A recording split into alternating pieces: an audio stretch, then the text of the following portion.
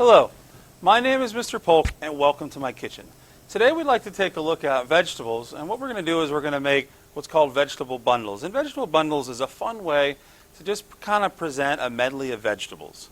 So in order to get started, let's take a look at how to prepare each of the vegetables so that we can then incorporate them into a bundle. Alright, so we're going to start with the asparagus, and the way this is we're going to have these vegetables stacked up. You pretty much need 2 asparagus, okay, for every bundle. And what you're going to do is line them up, and we just want a certain amount so that it doesn't stick out too much. So I'm going to cut these to about 5 inches long.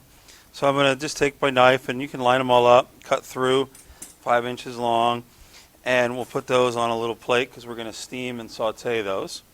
Then we take our green beans, and what I like to do there is kind of line them all up. And, snip off the one end, and you can snip them off one at a time, but we're trying to keep everything uniform. So we're going to turn them again, line them up, and just kind of go off with the smallest one. And there you have the green beans.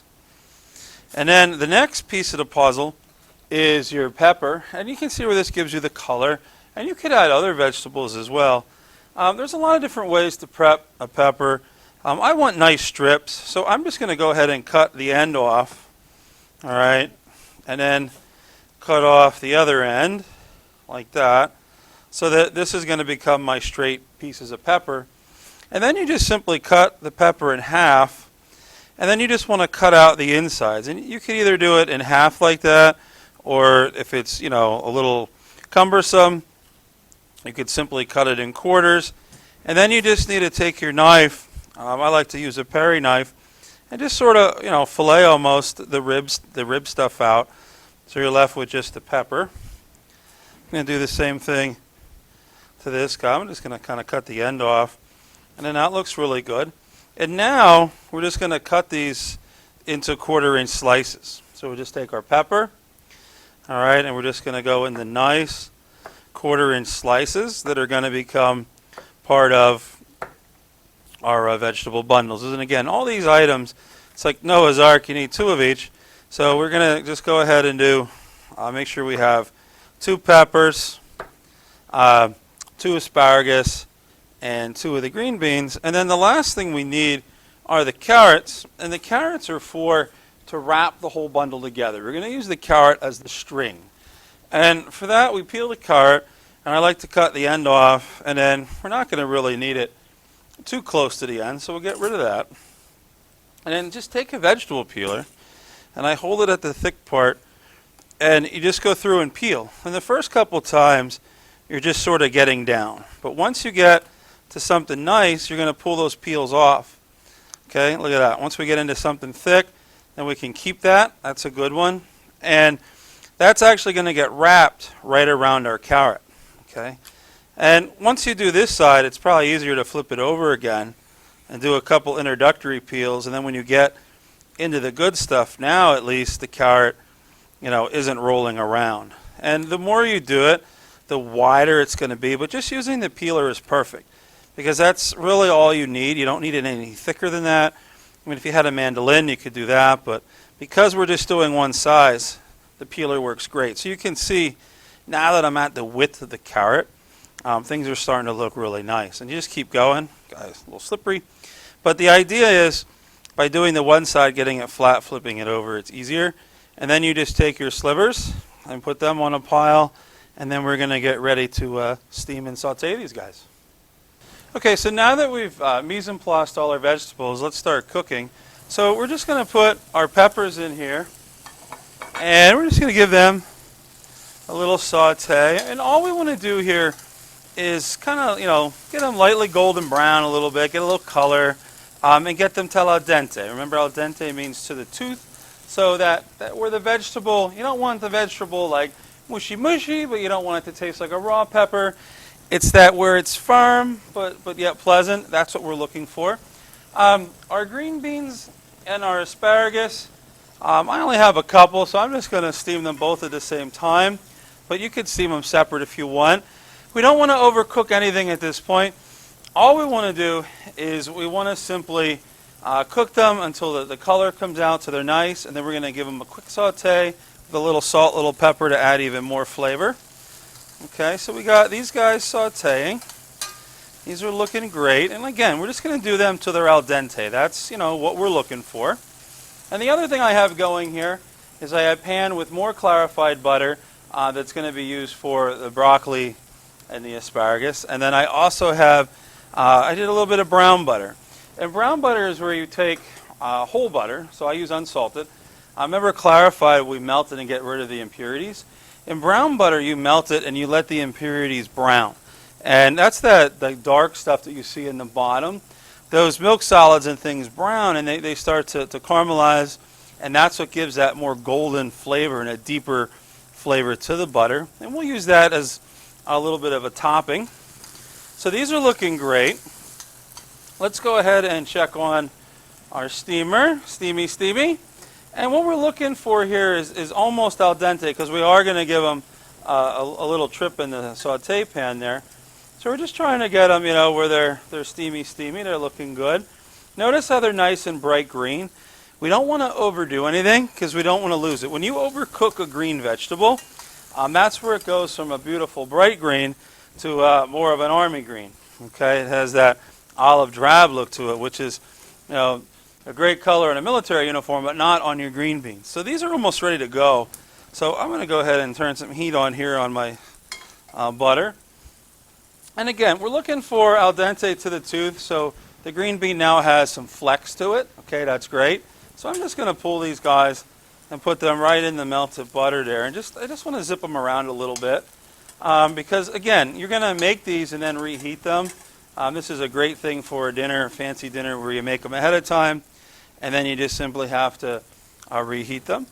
And then now that I have room in the steamer, let's check my peppers. Oh, they're looking good. See, we're getting some color on there, a little color. All right, these are looking great. Okay. Then we're going to put in our carrots. Okay. So these were the carrot slivers that we made, and we're just going to put them in for a little bit because these won't take long. I mean, they're very flexible, but we want to get them just a touch more flexible. So we're going to just put those in the steamer. The peppers are good like they are, but we can put a little bit of salt on these guys. Okay, the salt actually helps keep the green color because it's alkaline. If you put green vegetables in with a lot of acid, it will turn them that darker color. And then we'll go ahead, give that a little bit of pepper. Okay, stir those around. Our peppers are pretty much good. They've got color, so I'm going to kill heat. There we go. And then these are just, again, we're just zipping them around to give them some color. They've already been cooked to al dente. Everything's great. Let's check out our carrots because they do happen that fast. All right. So we're looking for them just to be flexible and soft, which they are. And so we're just going to go ahead and lay them on a plate. Okay. Because again, if you overcook the carrots, they're just going to turn to a mush, and they're not going to be able to wrap for you. They'll get too soft. We want them soft and pliable, but we also want them usable. And then these look great. We just got a little color, a little salt, a little pepper. Okay, everything looks great. So we're going to turn off heat on that. And now we're going to take a look at how to actually assemble the bundles. Okay, now let's take a look at building the actual bundles. So what you do is you lay your carrots out on your cutting board, and then you just stack everything together. And it's just two of everything. And I kind of start close to the end. So we'll do two.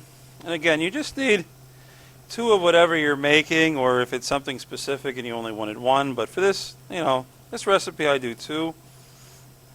You could do, sometimes we put carrots in it. Sometimes we wrap them with a leek. If you steam the leek, you can actually tie it like a knot or do a spring onion. And then we put in our peppers, which are going to give us the color. Okay, get those in there. And then we just wrap them up. And what's nice is everything's kind of cooked al dente. It just needs to be reheated. You could, just reheat them then and serve them.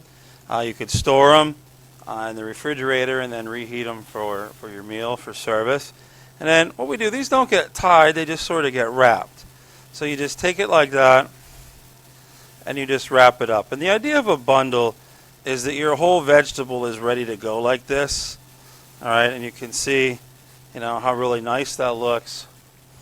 And we'll do this one with the carrot. And you just try to roll them as tight as you can. Again, sometimes we make ones where we tie them, but these are just kind of rolled. And you can play around to make sure you get, the red on the top. But you can see how nice these look and how great these will look for presentation. And then our last one, just like that.